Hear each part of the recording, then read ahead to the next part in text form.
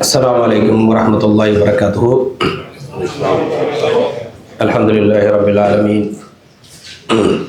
الصلاة والسلام على أشرف الأنبياء والمرسلين وعلى آله وصحبه أجمعين ومن تبعهم بإحسان إلى يوم الدين. ما بعد.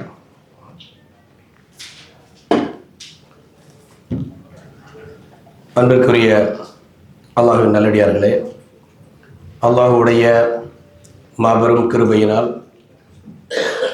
இந்த சிறப்பான ஜும்மாவுடைய நாளிலே ஜும்மா தொழுகை எல்லாம் நிறைவேற்றிவிட்டு சில கால இடைவெளிக்கு பிறகு மீண்டும் தொடங்கி இருக்கக்கூடிய இந்த சிறப்பான தர்பியா நிகழ்ச்சியிலே நாம் எல்லாம் மீண்டும் பங்கு பெறுகின்றோம். இப்படிப்பட்ட நல்ல வாய்ப்புகளை நமக்கு நல்கிய எல்லா அருள்கொடைகளிலும் தலையாய அருள்கொடையாகிய இஸ்லாம் என்னும் நேர்வழியை நமக்கு நசீவாக்கிய வல்ல ரஹ்மானுக்கே எல்லா புகழும் எல்லா காலத்திலும் உரித்தானதாகும். ஸலவாத்தும் ஸலாமும் பெருமானார் ஸல்லல்லாஹு அலைஹி வஸல்லம் அவர்கள் மீதும் அவர்களை பின்பற்றிய உத்தம சத்திய சஹாபாக்கள், தாபியீன்கள், தப தாபியீன்கள் யாரெல்லாம் இந்த மார்க்கத்திற்காக உழைத்தார்களோ அவர்கள் மீதும் நம் மீதும் என்றென்றும் உண்டாவதாக. அன்புக்குரிய அல்லாஹ்வின் நல்லடியார்களே, இந்த அமர்விலே நம்ம வளமையாக தாவா பயிற்சி நடத்திட்டு இருந்தோம். அது இன்ஷா அல்லாஹ் ஒரு சில மாதங்களுக்கு பிறகு நம்ம இந்த ஸ்கூல் வெக்கேஷன்லாம் முடிஞ்ச பிறகு அதை தொடங்குவோம். ஏனென்றால் தொடங்குனா இன்ஷா அல்லாஹ் தொடர்ந்து நடக்க வேண்டும். அது ஷேகோட கலந்து கொண்டு அதை திட்டமிட்டு நம்ம செயல்படுத்துவோம் இன்ஷா அல்லாஹ். இப்பொழுது உங்கள் மத்தியிலே இப்னுல் கையிம் ரஹிமஹுல்லா இவங்க யார் அப்படின்னு சொன்னால், இஸ்லாமிய வரலாற்றில் ஒரு மிகப்பெரிய அறிஞர், மிக அதிகமான மக்கள் மத்தியிலே செல்வாக்கு செலுத்தக்கூடிய பல நூல்களை எழுதியவர்கள். அதே போல் ஷேகுல் இஸ்லாம் இப்னு தைமியா அவனுடைய பிரதானமான மாணவர் என்று அறியப்படக்கூடிய இந்த இப்னு கையிம் ரஹிமஹுல்லா அவருடைய பல நூட்களிலிருந்து 50 சிறப்பான பலன்கள் அப்படின்னு ஒரு புத்தகத்தை சுல்தான் பின் அப்துல்லா அல் அம்ரி என்று சொல்லக்கூடிய ஒரு ஆசிரியர் தொகுத்திருக்கிறாங்க. அதில் இருக்கக்கூடிய அந்த சிறப்புகள், பலன்கள் ஒன்றொன்றாக 50 பலன்கள் இருக்கின்றன. அதை ஒன்றொன்றாக நம்ம பார்க்கலாம் இன்ஷா அல்லாஹ்.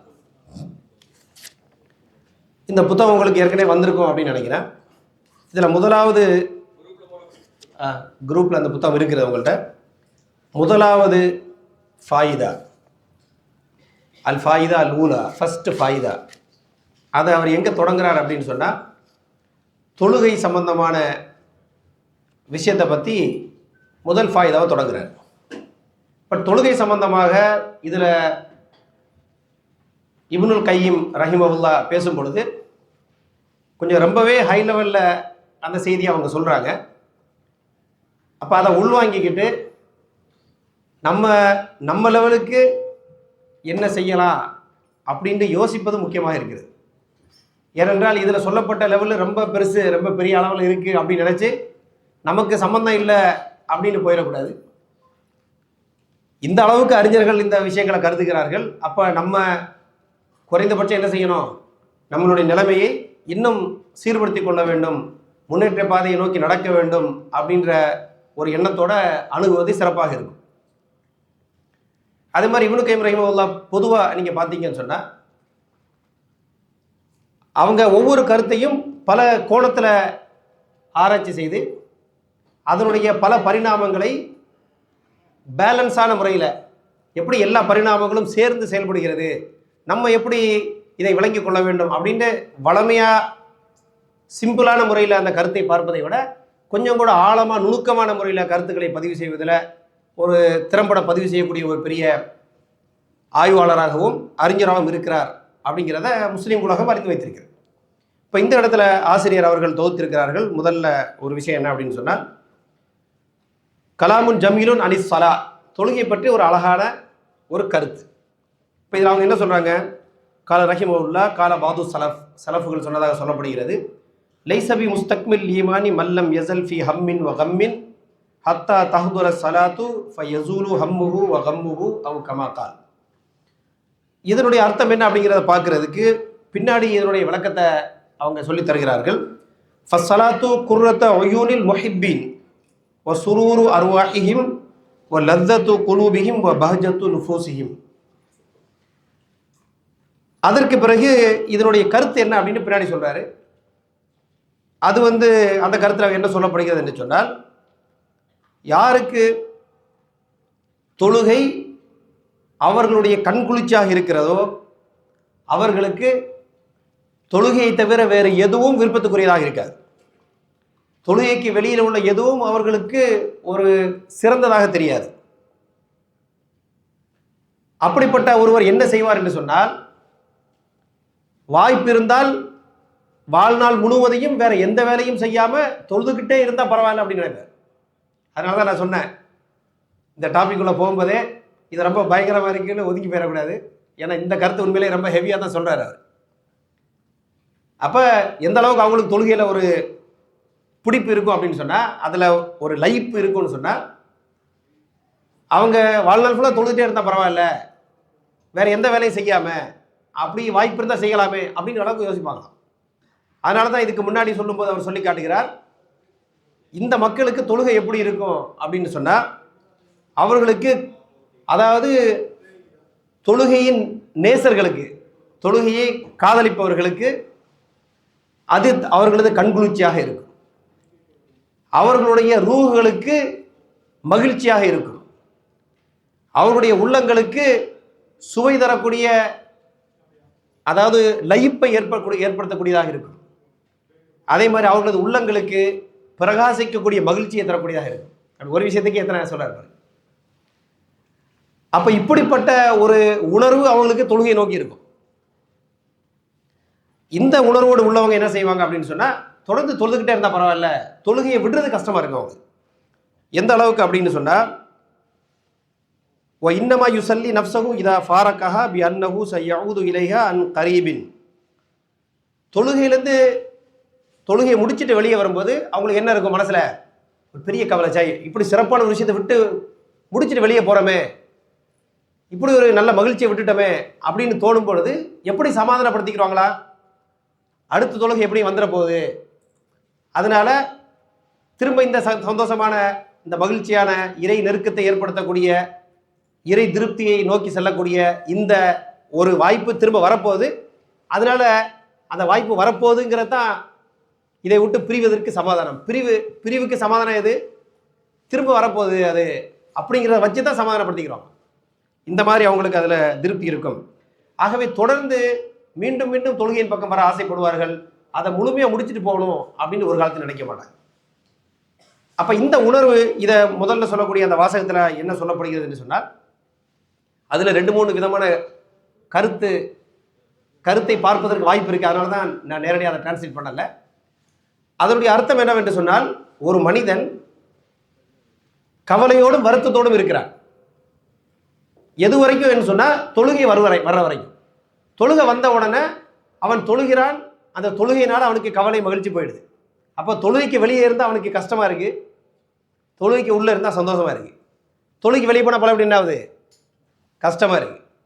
அப்போ இப்னு கைம் அவங்க ரஹிமஹுல்லாஹ் என்ன சொல்றாங்கன்னு சொன்னா, தொழுகையை யதார்த்தமா ரொம்ப ஆழமா நேசிக்கக்கூடிய அந்த உயர்ந்த அந்தஸ்தில் உள்ள அறிஞர்கள், அந்த தொழுகையின் பற்றாளர்கள், நேசர்கள், அப்படிப்பட்ட மக்கள் எப்படி இருப்பாங்க அப்படின்னு சொன்னா, தொழுகைக்கு வெளியே இருக்கிறத ஒரு நெருக்கடியை யோசிப்பாங்க.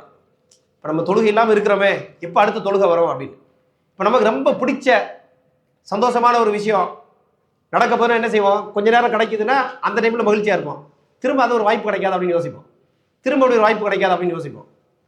அந்த மாதிரி தொழுகைக்கு உள்ளே இருக்கும்போது அவங்களுக்கு ரொம்ப மகிழ்ச்சி, திருப்தி, சந்தோஷம், மனத்துக்கு ராகத்து எல்லாம் கிடைக்குது. வெளியே வந்த உடனே ஒரு கஷ்டமாக இருக்குது அவங்க. இப்போ அடுத்து எப்போ தொழுகைக்கு போவான் அப்படின்ற உணர்வு இருக்குது. இந்த மாதிரி உணர்வு உள்ளவங்க தான் முழுமையாக ஈமான் பெற்றவர்கள் அப்படின்ற கருத்தை அதை சொல்லுவது. அப்போ சில பேருக்கு தொழுகை இதுக்கு மாற்றமாக இருந்தாலும் முழுமையான ஈமான் இல்லை அப்படின்னு அர்த்தம் இந்த இவருடைய கருத்துப்படி. இன்னொரு விதமாக பார்த்தீங்கன்னு சொன்னால், ஒருவருக்கு கவலை இருக்குது, தொழுகை கவலை போகலைன்னு வைங்க. அப்போ என்ன அர்த்தம்? இப்போ தொழுகை சரியான எஃபெக்ட் ஏற்படுத்தலை இப்படின்ற ஒரு கோணம் அதில் இருக்குது அப்படிங்கிறத பார்க்கணும். அப்போ மொத்தத்தில் தொழுகையை நேசிப்பவர்கள் எந்த அளவுக்கு தொழுகையில் அவங்க மகிழ்ச்சியை காண்பார்கள் என்று சொன்னால், தொழுகைக்குள்ளே இருந்துடணும், வெளியே போயிடக்கூடாது அப்படின்னு நினைப்பாங்க. வெளியே போனால் திரும்ப தொழுகைக்கு வந்துடணும் அப்படின்னு நினைப்பாங்க. அவங்களுடைய முழு திருப்தி தொழுகையில் இருக்குது. தொழுகைக்கு வெளியே இருக்கக்கூடிய சூழல் அவங்களுக்கு கொஞ்சம் நெருக்கடியான, கொஞ்சம் கஷ்டமான சூழலாக இருக்கும் என்று சொல்லப்படுகிறது. இப்போ நம்ம நிலைமை எப்படி இருக்குதுல, ரொம்பவே நம்ம இதுலேருந்தே என்ன செய்கிறோம், சுபஹானல்லாஹ் தூரத்தில் இருக்கிறோம். நம்ம எல்லாரையும் யோசிக்க தான் செய்யணும். இப்படி ஒரு முகப்பத்தா தொழுகைக்கு நம்ம போனோமா அப்படின்ட்டு யோசிக்கிறது ஒரு முக்கியமான வேலையாக இருக்குது. தொழுகையை ஒழுங்காக தொழுகிறது ஒரு பக்கம், டைமுக்கு போகிறது தொழுகிறது. அப்போ இதில் வந்து இதனுடைய விளக்கமாக சொல்லக்கூடிய ஒரு இந்த கிதாபில் வந்து உதாரணமாக தரீக்குல் ஹிஜ்ரத்தைன், அதான் அந்த கிதாபு, அதில் உள்ள விளக்கத்தில் சொல்லப்படுகிறது. தொழுகையை தொழாத மக்கள் ஒரு கூட்டம் இருக்கிறார். தொழுகையே கடமை இல்லை, தொழவே செய்கிறதில்லை, பொடுபாக்காக இருக்கிறது. இந்த கேஸு ஆல்ரெடி என்னாச்சு, அது வெளியே போயாச்சு. இப்போ தொழுகிற கேஸ் இருக்குல்ல, இப்போ அல்ஹம்துலில்லாஹ் நம்ம எல்லாம் என்ன செய்கிறோம், இந்த கேட்டகரியில் உள்ளவங்க தொழுவோம். இதில் 2 டைப் இருக்கு. இதில் 2 டைப். நம்ம எல்லாரும் ஒரு டைப் தான், அதில் பிரச்சனை இல்லை. ஆனால் நம்ம இன்னொரு டைப்புக்கு மாறணும். அந்த 2 டைப் எப்படின்னு சொன்னால், ஒரு டைப் எப்படி இருக்கும், தொழுகைக்கு உள்ளே இருக்கும்போது சந்தோஷமாக இருப்பாங்க. முடிஞ்ச உடனே முடிஞ்சிருச்சே, எப்போ தொழுகை வரும் அப்படி வெயிட் பண்ணிருப்பாங்க. நம்ம டைப் என்ன, அதுக்கு அப்படியே மாற்றம். நம்ம என்ன செய்வோம், தொழுகை முடிஞ்ச உடனே நினைப்போம், அப்போ அல்ஹம்துலில்லாஹ் தொழுகை முடிஞ்சிருச்சு, நீ அசர் வரைக்கும் நோ ப்ராப்ளம். உள்ள அப்படிதான் அவரும் சொல்கிறாரு. அசர் வரும்போது சரி எப்படியா தொழுதாச்சு, அல்ஹம்துலில்லாஹ் முடிஞ்சுது. இப்போ வந்து அசர்லேருந்து மக்ரிபுக்கு நல்ல டைம் வேறு இருக்குது. அப்போ இன்னும் கூட நல்ல ரிலாக்ஸ் ஃபீலிங். ஞாபகம் இருக்கா, வின்டரில் பார்த்தீங்கன்னு சொன்னால் அசர் முடித்தா கூட எப்படி இருக்கும், என்னடா இப்போ அசர் முடித்தோம் உடனே மதுரை வந்துருமே, கொஞ்சம் ராகத்தை இருக்க முடியலையே அப்படின்ற மாதிரி அஸ்தக்ஃபிருல்லாஹ் ஒரு ஃபீலிங் இருக்குது. ஆனால் இப்போ சம்மரில் அல்ஹம்துலில்லாஹ் கொஞ்சம் கூட சந்தோஷம், அப்படி தானே. அசர் முடித்த உடனே அல்ஹம்துலில்லாஹ் நல்ல ராகத்தையே ஒரு 6:45 வரைக்கும் நமக்கு ஒவ்வொரு பிரச்சனை இல்லை. அதுக்கப்புறமா போய் பொறுமையாக தொழுகை போனால் போதும். அப்போ தொழுகைக்கு இடையில உள்ள கேப்பு தான் நமக்கு எப்படி இருக்குது, சப்பா தொழுதுட்டோம் இனி பிரச்சனை இல்லை, நீ அடுத்த தொழுகைக்கு அப்போ பார்த்துக்கிட்டா போதும். தொழுகை வந்தவொடனே என்ன தோணும், போயிட்டு அப்போ அவசரமாக தொழுதுட்டு வந்துட்டோம்னா அல்ஹம்துலில்லாஹ் இனி ஃபஜ்ர் வரைக்கும் பிரச்சனை இல்லை. இப்படி தோணுதா இல்லையா, இப்படி தோன்றது தான் 2வது கேட்டகரி அப்படின்னு சொல்லி கேட்குறேன். இப்போ நம்ம எந்த கேஸில் இருக்கோம், இதில் நம்ம எல்லாரும் பெரும்பாலும் எந்த கேஸில் இருக்கோம், அந்த கேஸில் தான் இருக்கோம். எது, அப்போ தொழுகைக்குள்ளே நமக்கு என்ன இல்லை, ஒரு பெரிய லைஃப் இல்லை, ஆனால் கடமைன்னு முடிக்கணும்னு நினைக்கிறோம். அப்படிப்பட்ட மக்கள் என்ன, இமாமு நல்ல நீட்டி தொழுகிறாரு, ஒரு தொழுதா நம்ம என்ன ஃபீலிங் இருக்கும், என்ன இமாமு இவ்வளோ நீளமாக தொழலாமா, அந்த ஹதீஸ் வந்து பாருங்க அந்த மாதிரியெல்லாம் போயிடுவோம் நம்ம. அதாவது ரசூலுல்லாஹ்வுடைய சுன்னா அப்படிங்கிற அடிப்படையில் அந்த பேணுதெல்லாம் இருக்கணும், அதெல்லாம் இருக்க தான் செய்யுது. ஆனால் தனிப்பட்ட உணர்வு எப்படி இருக்கும், சீக்கிரமாக தொழுது முடிச்சுன்னா நல்லது, ரொம்ப நீளமான கஷ்டமாக இருக்குது.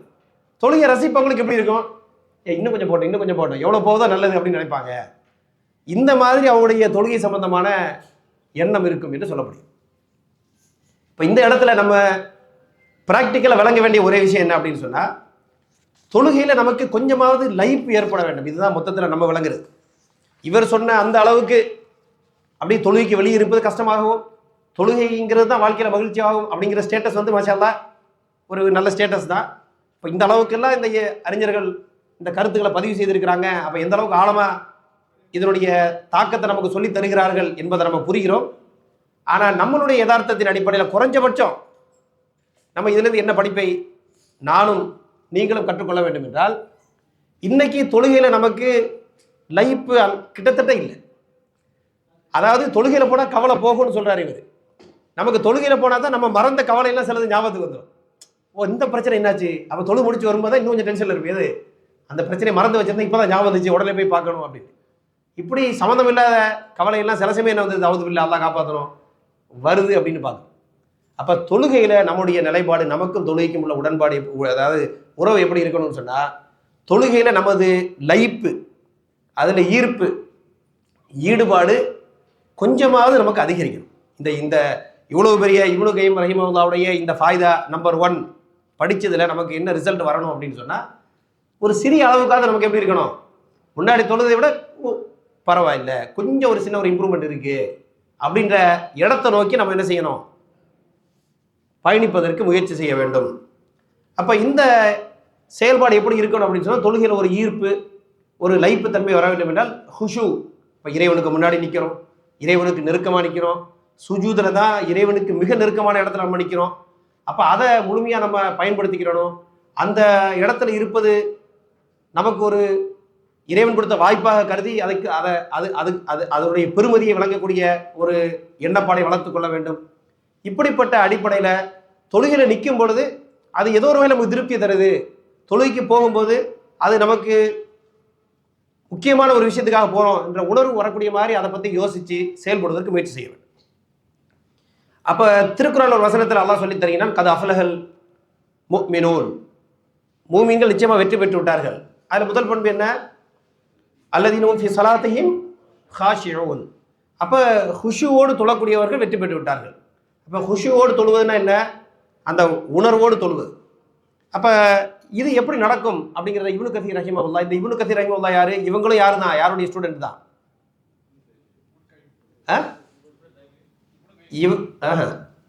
இப்னு தைமியா ரஹிமஹுல்லாஹ்வுடைய ஒரு மாணவர் தான் இப்னு கதீர் ரஹிமஹுல்லாஹ். அதே மாதிரி இப்னு தைமியாவோட ஒரு மாணவர் தான் இப்னுல் கய்யிம் ரஹிமஹுல்லாஹ்.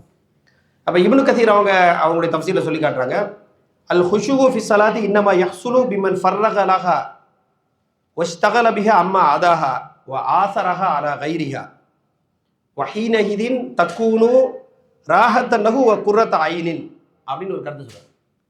அப்போ தொழுகை, அந்த தொழுகையில ஹுஷு என்பது எப்போ நடைபெறும் என்று சொன்னால், யார் ஒருவன் தொழுகைக்கு வருகின்ற பொழுது தனது உள்ளத்தை தொழுகைக்காக மற்ற விஷயத்திலிருந்து கிளியர் பண்ணி தொழுகைக்காக ஃப்ரீ ஆக்கிடணும். எதை? உள்ளத்தை கம்ப்ளீட்டாக உள்ளத்தை ஃப்ரீ ஆக்கிக்கிட்டு தொழுகைக்காக வர வேண்டும். அதே போல தொழுகையில ஈடுபாடை காட்ட வேண்டும், மற்ற விஷயங்களை விட்டும் விலகியவனாக. அப்போ உள்ளத்தை ஃப்ரீ பண்ணி தொழுகை கொண்டு வந்துடணும். கொண்டு வந்த பிறகு சும்மா வச்சுக்கிறது இல்லை, அதை முழுமையாக அதில் ஈடுபடுத்தணும். தொழுகை விஷயங்களை ஈடுபடுத்தணும். என்ன ஓதுறோம், என்ன அதுக்காறு செய்கிறோம், இறைவனுக்கு முன்னாடி நிற்கிறோம், இறை நெருக்கத்தில் இருக்கிறோம், இது கண்ணியமான ஒரு பெருமதியான ஒரு இடத்துல நிற்கிறோம், இப்படிங்கிற இந்த மாதிரி அடிப்படையில் அதில் ஈடுபடுத்த வேண்டும். மற்ற விஷயங்களோட விலகி இருக்க வேண்டும். ஆசரஹா அல கைரிஹா, தொழுகையினுடைய நேரத்தில் மற்ற விஷயங்களை எல்லாம் விட்டு விட்டு தொழுகைக்கு முன்னுரிமை கொடுத்து அதை தேர்ந்தெடுத்துக் கொள்ள வேண்டும். இந்த வேலைகளை ஒருவன் செய்வான் என்று சொன்னால் தொழுகை அவனுக்கு ராகத்தாக அமையும், அவனுக்கு கண்குளிர்ச்சியாக அமையும். இதெல்லாம் செஞ்சா. அதனால தான் நபிகள் நாயகம் ஸல்லல்லாஹு அலைஹி வஸல்லம் சொல்றாங்க, ஜுஇலத் குர்ரத்து ஐனி ஃபிஸ் ஸலா என்று சொல்லி காட்டுகிறார். தொழுகையில எனக்கு கண்குளிர்ச்சி ஏற்படுத்தப்பட்டிருக்கு. ஆனால் நமக்கு அந்த கண்குளிர்ச்சி தெரியுதா? ஒன்றும் பெருசாக அந்த குளிர்ச்சியெல்லாம் ஒன்றும் தெரியலை. என்ன அர்த்தம் அப்படின்னு சொன்னால், இந்த மாதிரி சில அடிப்படைகளை கூட நம்ம என்ன செய்ய மாட்டேங்கிறோம், சரியாக பேணுவதில்லை. இப்போ இதிலெல்லாம் கவனம் செலுத்துறோம்னு சொன்னால் நம்ம தொழக்கூடிய அதே தொழுகை நமக்கு என்னவா இருக்கும்? ஒரு ராகத்தை தரக்கூடியதா, மனசு திருப்தியை தரக்கூடியதா, ஒரு கண் குளிர்ச்சியாக மாறும். அதனால தான் நபிகள் நாயகம் ஸல்லல்லாஹு அலைஹி வஸல்லம் அவர்கள் சொல்லுவார்கள், யா பிலால் அரிஹனா பிஸ்ஸலா, தொழுகை கூட எங்களுக்கு ராகத்தை கொடுங்க. அப்போ ராகத்து வேணும்னா என்ன செய்ய, எங்கே போவாங்க? தொழுகைக்கு போயிடுவாங்க அப்படின்ட்டு இந்த ஹதீஸ்லேருந்து பார்க்குறோம். அப்போ இந்த இடத்துல நம்ம விளங்க வேண்டும் என்னவென்று சொன்னால், தொழுகைக்காக உள்ளத்தை ஃப்ரீ பண்ணுறது அப்படின்னா என்ன செய்யணும்? குறைஞ்சபட்சம் இதை நம்ம பல தடவை பேசியிருக்கிறோம், ஆனால் நமக்கு செய்வதற்கு கஷ்டமாக இருக்குது. பாங் சொன்ன உடனே நம்ம எந்திரிச்சு ரெடியாகி தொழுகைக்கு போய் இக்காமத்து சொல்வதற்கு முன்னாடி ஒரு சில நிமிடமாவது அங்கே உட்கார்ந்து தொழுகைக்காக வெயிட் பண்ணி தொழுதோன்னு வைங்களேன், ஓரளவுக்கு உள்ள மனசெல்லாம் என்ன செய்யலாம், கொஞ்சம் தொழுகைக்காக வெயிட் பண்ணி தொழுகிறோன்ற ஒரு உணர்வு கொண்டு வரலாம். நம்ம பரபரப்பாக சலாம் சொல்றதுக்கு முன்னாடி ஓடி வந்து பிடிக்கணும் அப்படின்ற ஒரு நோக்கத்தில் நம்ம செயல்படுறதுனால எப்படியுமே மனசு எப்படி இருக்கும், இது சொன்னால் எதுவுமே ஃபில் ஆகாது, எது மனசு ஃப்ரீ ஆகாது, வந்த பிறகு இதில் ஈடுபடாது, அப்புறம் ஏற்கனவே தொழுகைக்கு முன்னுரிமை கொடுக்கல. அதனால தான் நம்ம சலாம் சொல்றதுக்கு முன்னாடி தொழுகை பிடிப்போம். நம்ம நோக்கம் என்ன, எப்படி ஜமாத்து கிடைச்சிட்டு அப்படின்னு, குறைஞ்சபட்சம் அதுவாது கிடைக்கட்டும் அப்படின்னு. அப்போ இந்த மாதிரி பரபரப்பாக சேர்ந்தோன்னு சொன்னால் இந்த குர்ரத்து ஆயின், இந்த ராகா, இதெல்லாம் முழுமையாக செய்ய முடியாது, அதனுடைய பலனை பெற முடியாது. அப்போ யதார்த்தத்தில் அந்த இதில் என்ன சொல்ல வராங்கன்னு சொன்னால், ஒரு சஃபில் நிறைய பேர் நிற்கிறாங்க. இவர் தொழுகையில் மகிழ்ச்சியை பெறக்கூடியவர், இவர் தொழுகையிலேருந்து வெளியே ராகத்தை பார்க்குறவர், எல்லாரும் ஒரே தொழுகை தான் நிற்கிறாங்க. ஆனால் ரெண்டு பேரும் அவங்களுடைய தரஜாவின் அடிப்படையில் எங்கே இருக்காங்க, வானம் பூமிக்கு உள்ள டிஃபரன்ஸ் மாதிரி இடத்துல நிற்கிறாங்க. ஆனால் ஒரே தொழுகை, ஒரே தக்பீரு, ஒரே ருக்கு, ஒரே சுஜூத், ஒரே சலாம். ஆனால் இது ஒரு டிஃப்ரெண்ட் லெவலு, இது டிஃப்ரெண்ட் லெவல் அப்படின்ற கருத்தை இந்த இதில் சொல்லி காட்டுகிறார் என்பதை பார்க்கிறோம். ஆகவே நம்ம குறைஞ்சபட்சம் இந்த தொழுகையில் அதற்காக நேரத்தை ஒதுக்கி கொஞ்சம் முன்னாடியே போய் தொழுகைக்காக வெயிட் பண்ணி தொழும்பொழுது அதில் கவனத்தை செலுத்தி முடிஞ்ச அளவுக்கு தொழுகையினுடைய ஒரு லைஃப்பை சுவைப்பதற்கு நம்ம முயற்சி செய்ய வேண்டும். அதை படிப்படியாக நம்ம செஞ்சோம்னு சொன்னால் இந்த இப்னு கைம் ரஹிமஹுல்லாஹ் சொன்ன இப்படிப்பட்ட அந்த ஒரு விஷயத்திலிருந்து நம்ம கொஞ்சமாவது படிப்பினை பெற்றவர்களாக மாறுவோம். அல்லாஹ்வும் நமக்கு அப்படிப்பட்ட தௌஃபீக்கை தர வேண்டும். இது ஃபாயிதா நம்பர் 1. ஓகே, அடுத்து 2வது ஃபாயிதா. ஏன்னா அந்த இதில் ஒவ்வொரு டாப்பிக்கும் நீளமாக பேசுகிற டாபிக் தான். நம்ம புத்தகத்தினுடைய விஷயங்களை ஒன்று ஒன்றாக நம்ம படித்து விளங்கி கொள்ள வேண்டும் என்ற அடிப்படையில் முடிஞ்ச அளவுக்கு சுருக்கமாக சின்ன விளக்கங்களோடு நம்ம கடந்து போவோம். தொழுகை மிக முக்கியம் அப்படிங்கிறதுனால அதை பற்றி நம்ம சில விஷயங்களை அதிகப்படியாக பேசிக்கொள்ளும். அடுத்த தலைப்பு என்ன அப்படின்னு சொன்னால் அஸ்ஸாதத்து அல் காமிலா, முழுமையான மகிழ்ச்சி. முழுமையான மகிழ்ச்சி எங்கே கிடைக்கும் அப்படின்றத பற்றி இமாம் இப்னு கைம் ரஹிமஹுல்லாஹ் சொன்ன செய்தியை இந்த ஆசிரியர் எடுத்து சொல்கிறார். கால ரஹிமஹுல்லாஹ் மன் கர்ரத் ஐனுஹு பில்லாஹி கர்ரத் பிஹி குல்லு ஐனின் ஒமன் லம் தகர்ர ஐனுஹு பில்லாஹி தகத்தஅத் நஃப்ஸுஹு அல துன்யா ஹஸராத்தின். இதில் இப்னு கைம் ரஹிமஹுல்லாஹ் சொல்வதா என்ன சொல்லப்படுகிறது என்று சொன்னால், யார் இறைவனை கொண்டு அல்லாஹுவை கொண்டு கண்குளிர்ச்சி பெறுகிறார்களோ, இப்போ அல்லாஹை கொண்டு கண்குளிர்ச்சி பெறுவது அப்படின்னா என்ன விளங்கிக் கொள்ளலாம்? இறைவனுக்கு கட்டுப்படுவது, இறைவனை நேசிப்பது, இறைவனிடம் ஆறுதல் வைத்துக் கொள்வது, இறைவனிடம் பாதுகாப்பு தேடுவது, இறைவனுடைய கட்டளைகளுக்கு கீழ்ப்படிந்து நடப்பதில் திருப்தி காண்பது, அது அவனுக்கு மகிழ்ச்சியாக இருக்கக்கூடிய அந்த கண்குளிர்ச்சியை அவன் இறைவனுடைய விஷயத்தை கொண்டு பெற்றுக்கொள்வான் என்று சொன்னார். உலகத்தில் இருக்கக்கூடிய மற்ற கண்கள் மற்றவர்களும் இவன் மூலம் கண்குளிர்ச்சி பெறக்கூடிய ஒரு சூழல் ஏற்படும். அப்ப இப்படி இறைவனுடைய திருப்தியை கொண்டு இறைவனை கொண்டு கண்குளிர்ச்சி பெறக்கூடிய பண்பு ஒருவனுக்கு இருக்கும் என்று சொன்னால் அந்த மனிதன் மற்றவர்களுக்கு கண்குளிர்ச்சியை தரக்கூடிய ஒரு ஸ்டேட்டஸ்ல இருக்கக்கூடிய மனிதனாக மாறுவார். அந்த அளவுக்கு இவருடைய பண்பு, செயல்பாடு, பக்குவம், அதோடு மற்றவர்களோடு செய்யக்கூடிய முஆமலாத் இவைகள் இருக்கும் அப்படின்ற கருத்தை இப்னு கைம் ரஹிமஹுல்லாஹ் பதிவு செய்கிறார். அப்ப உதாரணமா இறைவனுடைய கட்டளை இருக்கிறது. சில கட்டளைகளை அல்லாஹ் செயல்படுன்றான், தடை செய்கிறார். அதை எப்படி செய்கிறோம்? நம்ம மகிழ்ச்சியா செய்கிறோமா? இல்லை கட்டளை இட்டுட்டா என்னுடைய கட்டளை மீற முடியாது அப்போ செய்வோமே இப்படிங்கிற மாதிரி செய்கிறோமா? செய்யத்தான் செய்கிறோம். செய்யும் பொழுது ரொம்ப சந்தோஷமா, திருப்தியா இருக்குது, ரொம்ப கரெக்டானது. இப்போ இறைவன் இதை தடை செய்கிறான், திருப்தியா அது தடை செய்யப்பட்டது, அப்படி போகிறோமா? இறைவன் தடை செஞ்சிருக்கிறான் அதனால நம்ம செய்ய முடியாது, இப்படி போகிறோமா? இது ரெண்டுக்கும் டிஃப்ரென்ஸ் இருக்குது. அப்போ திருப்தியா இறைவனுடைய நெருக்கத்தை கொண்டு இறைவனுக்கு கட்டுப்படுவது, இறைவன் மீது நேசத்தை வைப்பது, இறை தொடர்பு, இதன் மூலம் யாருக்கு கண்குளிர்ச்சி ஏற்படுகிறதோ அவர் மற்றவருக்கு கண்குளிர்ச்சியை தரக்கூடியவராக இருப்பார். யாருடைய கண்குளிர்ச்சி அல்லாஹ்வுடைய தொடர்பை கொண்டு இல்லையோ, அப்ப அல்லாஹ்வுடைய தொடர்பு, இறை நெருக்கம், இது கண்குளிர்ச்சி தரல ஒருத்தனுக்கு. இப்படி ஒரு கேரக்டர், இப்படி ஒரு மனிதன் இருந்தால் கத்தாத் நஃப்ஸு அல துன்யா ஹஸராத்தின், அவனுடைய உள்ளம் அவனுடைய செல்ஃப் இந்த துனியாவினுடைய பல்வேறு பிரச்சனைகள்ல அப்படியே மனசு விட்டு போனவனாக, பிஞ்சு பீசு பீஸா சிதறி போனதாக மாறிவிடும். இது பிரச்சனை, அது செய்யணும், இதை செய்யணும், நாளைக்கு அங்க பிரச்சனை இருக்குது, இங்க பிரச்சனை, இப்பதான் நம்ம வாழ்க்கை இப்போ இருக்குது. பல துனியாவுடைய பிரச்சனை, ஒன்னொன்னுலையும் இழப்பு, ஒன்னொன்னுலையும் நஷ்டம். நஷ்டம்னு சொன்னா பணம் கிடைக்குது, வெற்றி கிடைக்குது அப்படி சொல்ல வரல. மனதளவில் என்ன இருக்குது? ஒரு வெறுமை இருக்குது, திருப்தி இல்லை, சந்தோஷம் இல்லை. இப்படி பல பிரச்சனைகளுக்கு மத்தியில் அவன் உள்ளம் என்ன செய்யப்படுது? அவன் சின்ன பின்னப்பட்டு ஒரு நஷ்டவாளியான முறையில் இருக்கிறான் அல்லது இழப்பை உடையவனாக இருக்கிறான். இப்படிப்பட்ட சூழலுக்கு மாறிடுவான் எவன் இறைவனுடைய தொடர்பை கொண்டு கண்குளிர்ச்சியை பெறக்கூடிய பண்பு இல்லாதவனாக இருக்கிறான்.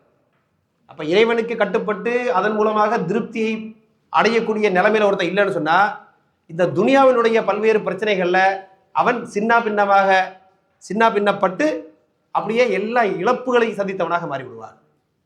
இதான் ரெண்டு ஆப்போசிட். ஒன்று இங்கே திருப்தி அடையணும், இல்லாட்டி இங்கே போய் சின்ன பின்னப்பட்டு அதிருப்தியில் அதே மாதிரி இழப்புல கஷ்டப்படணும். அதே போல வல்லாஹு தஆலா இன்னமா ஜாலல் ஹயாத்த தையிபத லிமன் ஆமன பில்லாஹி வ அமில சாலிஹன் கமா கால தஆலா. அல்லாஹ் திருக்குர்ஆனில் நமக்கு சொல்லி தருகின்றான், மன் அமில சாலிஹன் மின் ذكرٍ أو أنثى وهو مؤمن فلنحيينه حياة طيبة. ஆணாக இருந்தாலும் பெண்ணாக இருந்தாலும் யார் அல்லாஹ்வை ஈமான் கொண்டு இறைவனுக்கு கட்டுப்பட்டு நல்லமல் செய்கிறார்களோ, இப்போ இறைவனுக்கு கட்டுப்பட்டு நல்லமல் புரியக்கூடியவர்களாக வாழக்கூடிய ஆண்களாக இருந்தாலும் பெண்களாக இருந்தாலும் அல்லாஹ் அவர்களுக்கு வாக்குறுதி தருகிறான், ஃபலனுஹியன்னஹு ஹயாத்தன் தய்யிபா, அவர்களுக்கு நல்ல திருப்தியான சிறந்த வாழ்க்கையை நம்ம தருவோம் என்று அல்லாஹ் வாக்குறுதி தருகிறார். ஒல நஜிசி என்னகும் அஜ்ரஹும் பிஅஹ்ஸனி மா கானு யஅமலூன், அவர்கள் செய்த சிறந்த செயல்பாடுகளுக்கு உள்ள நல்ல கூலியை நம்ம தருவோம். அப்ப இதை பற்றி பேசுகின்ற பொழுது இந்த துன்யாவிலும் சிறந்த வாழ்க்கை, செயல்பாட்டுக்கு சிறந்த கூலி மறுமையில், இப்படி ரெண்டு கட்டத்தில் சிறந்த வாழ்க்கை கிடைக்கும் அவங்களுக்கு. ரெண்டு இடத்துலையும் அவங்க மகிழ்ச்சியான முறையில் வாழ்வாங்க, திருப்தியாக இருப்பார்கள் அப்படின்ற கருத்து பதிவு செய்யப்படுகிறது.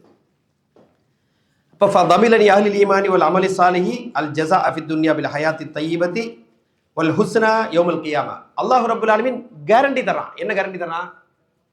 யார் ஈமானுடைய மக்களாக இருக்கிறார்களோ, அமிலு சாலிஹாத் செய்யக்கூடிய அந்த மக்களாக இருக்கிறார்களோ, அவர்களுக்கு இந்த உலக வாழ்க்கையிலே சிறந்த வாழ்க்கையை தருவதை கொண்டு கூலி தருகிறார்.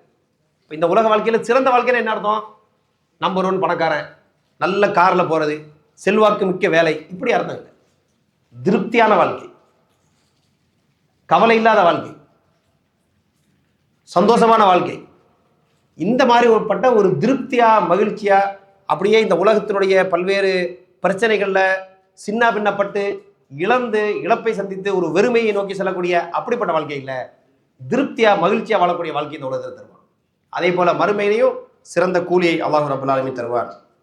இவர்களுக்கு சொல்லப்படுகிறது ஃபலஹும் அத்தியபுல் ஹயாத்தை, இந்த ரெண்டு வாழ்க்கையிலும் சிறந்த வாழ்க்கை கிடைக்கும். துன்யாவிலையும் சிறந்த வாழ்க்கை யாருக்கு? இந்த இறைவனை கொண்டு திருப்தி வரக்கூடிய மக்களுக்கு. அது வெளிப்படையாக பார்த்தா தெரியணும்னு அவசியம் இல்லை. அவங்க என்ன செய்வாங்க? சிறந்த மகிழ்ச்சியான திருப்தியான வாழ்க்கையை வாழ்வார்கள், மறுமையிலும் சிறந்த வெற்றியான வாழ்க்கையை வாழ்வார்கள். அவர்கள் இரண்டு உலகத்திலும் மிக சிறந்த முறையிலே உயிர் வாழக்கூடிய மக்களாக இருப்பார்கள். அதே போல திருக்குறான்ல வேறு சில வசனங்களும் இது சம்பந்தமான கருத்தை இந்த இமாம் அவர்கள் பதிவு செய்கிறார்கள். அதே போல திருக்குறான்ல இன்னொரு வசனத்தை அல்லாஹ் சொல்லி தருகிறார், ஒமன் ஆரத அன் திக்ரி ஃபைன்னலஹு மஈஷத்தன் தன்கா என்று சொல்லி தருகிறார்.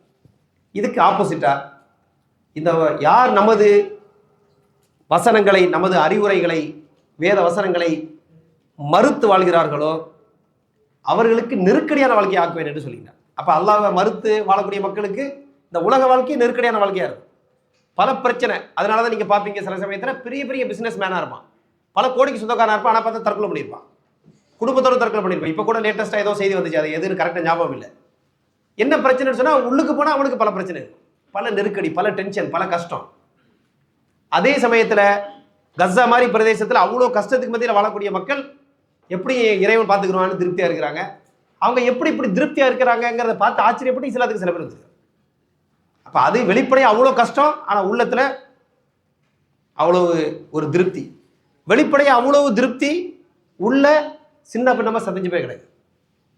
அப்ப இந்த டிஃபரன்ஸ் நம்ம எப்படி புரிந்து கொள்ளலாம் என்று சொன்னால், இறைவனுடைய நெருக்கம், இறைவனுக்கு கட்டுப்பட்டு வாழ்வது, இறைவன் மீது உள்ள நேசம், இறைவன் மீது ஆதரவு வைப்பது, இறைவனை பற்றி அஞ்சுவது, இப்படிப்பட்ட இந்த மாதிரிப்பட்ட பல்வேறு அம்சங்கள் ஒருவனுக்கு கண்குளிர்ச்சியை தரும் என்று சொன்னால், அவனுடைய இந்த உலக வாழ்க்கை, மறுமை வாழ்க்கை இரண்டும் அவனுக்கு வெற்றியாக, சிறந்த திருப்தியான வாழ்க்கையாக மாறும் என்று இந்த கருத்தில் இப்னு கய்யிம் ரஹிமஹுல்லாஹ் அவர்கள் நமக்கு பதிவு செய்கிறார்கள். இது இரண்டாவது ஃபாய்தா. அப்போ அடுத்து என்ன ஃபாய்தா? மூன்றாவது ஃபாய்தா. ரைட். மூன்றாவது ஃபாய்தால இப்னு கய்யிம் ரஹிமஹுல்லாஹ் அவர் கருத்தை பதிவு செய்கிறாங்க. அது என்னவென்று சொன்னால்,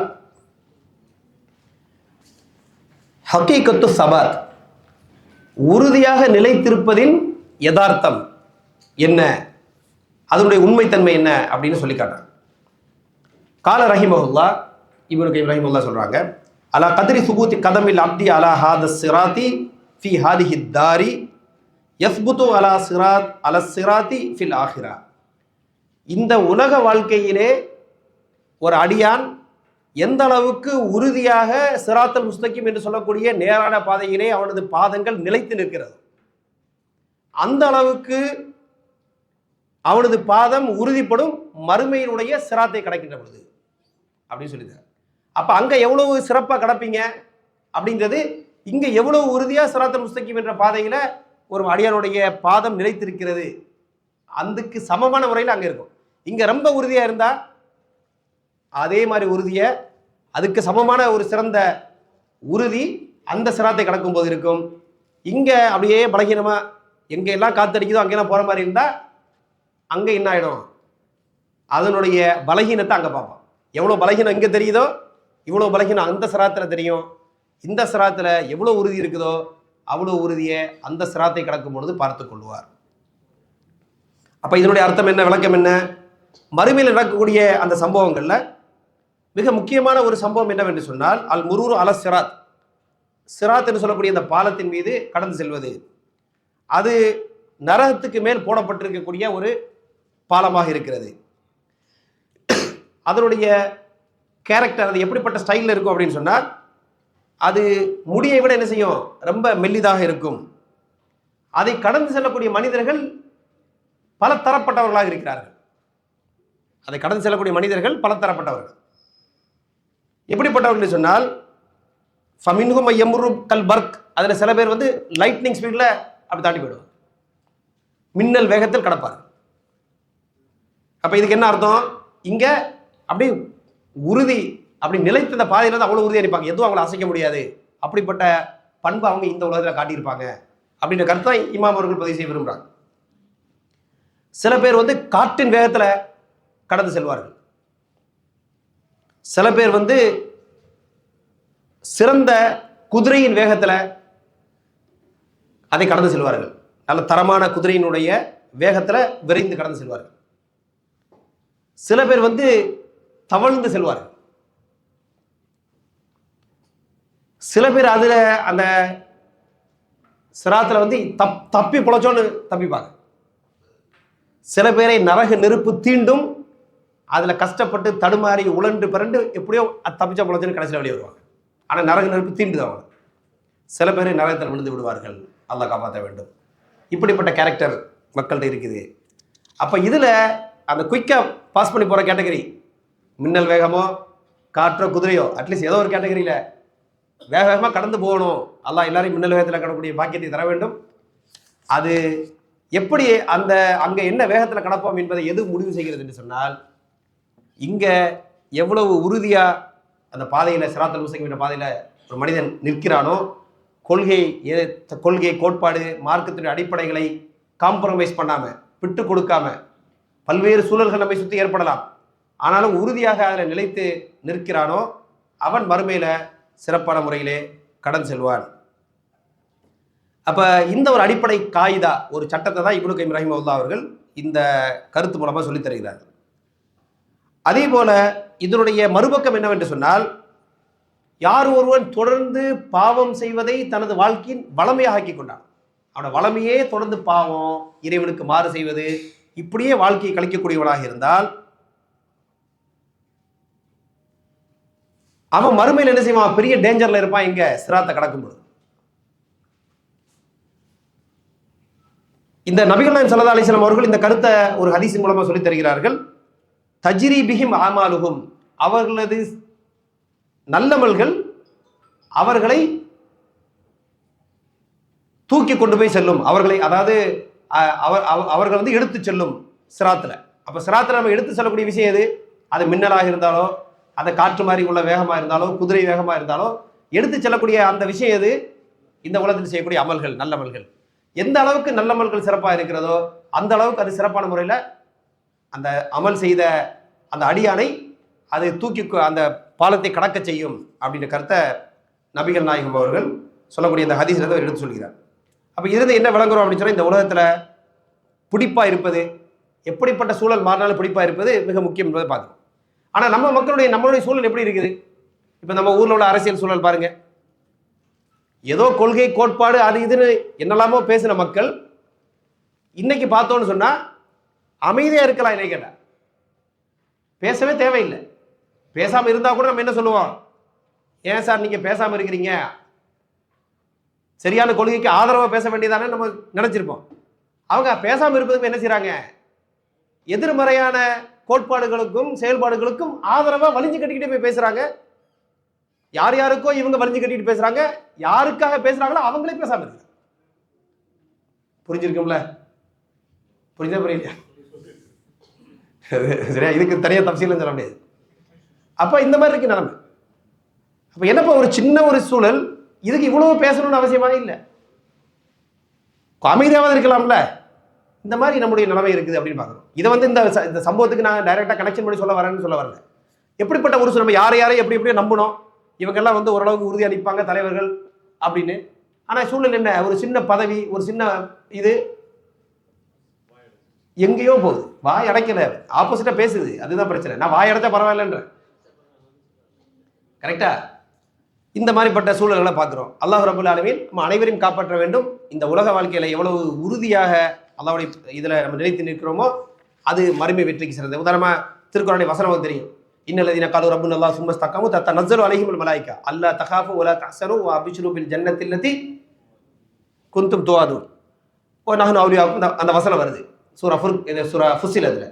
அப்போ யார் வந்து அல்லாஹ் தான் ரப்பு என்று கூறி அதில் நிலைத்து அந்த கோட்பாடு நிற்கிறாங்களோ, அப்போ மலக்குமார்கள் இறங்கி வந்து என்ன செய்கிறாங்க, கவலைப்படாதீங்க, நாங்கள் உங்களோட இருக்கிறோம், வாக்களிக்கப்பட்ட சொர்க்கம் கொடுக்கப்படுகிறது என்று அந்த சிறப்புகளை எல்லாம் தான் சொல்வதை பார்க்கிறோம். அப்போ கொண்ட கொள்கையில உறுதியாக நிற்பது என்பது மறுமையில அங்கு வெற்றி சிராத்தை கடப்பது எல்லா விஷயங்களிலும் அது நமக்கு மிகப்பெரிய உதவியாக பலனாக வந்து நிற்கும் என்பதை இந்த கருத்தின் மூலமாக இப்னு கய்யிம் ரஹிமஹுல்லாஹ் அவர்கள் பதிவு செய்கிறார்கள். இதை விளங்கிக் கொள்ளலாம்.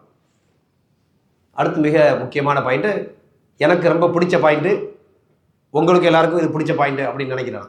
அந்த டாபிக் என்ன அப்படின்னு சொன்னா, ஃபதுலுல் இல்மி வ தஅலீமின் நாஸ், கல்வியை கற்றுக்கொள்வது, மக்களுக்கு கல்வியை கற்றுக் கொடுப்பதின் சிறப்பு இப்படிங்கிறது அடுத்த தலைப்பு.